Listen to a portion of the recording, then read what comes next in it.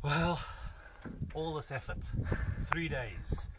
I've been working, drilling holes, pressing this down, wriggling, doing all kinds of things, getting very innovative, asking people for help, trying to figure this out.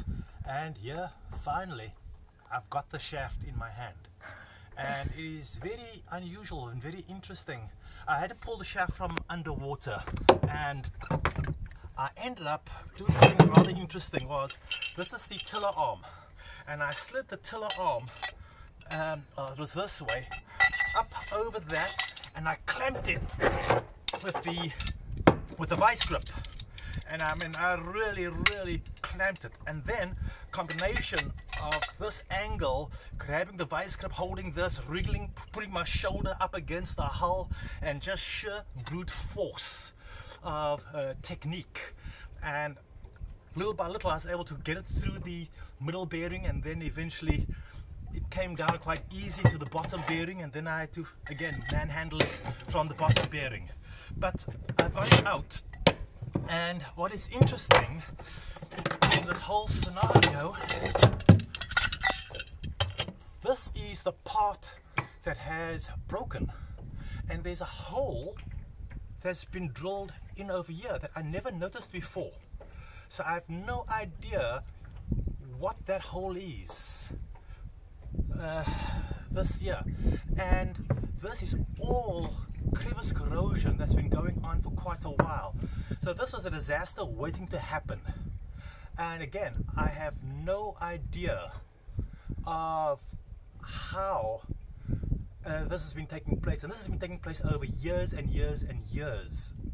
And I just decided to give up on our way to Charleston, and thank God I gave up on the way to Charleston, not in the middle of the Atlantic on the crossing, and I'd have 1,000 miles to steer with no rudder to get into an island I don't know, or port I don't know.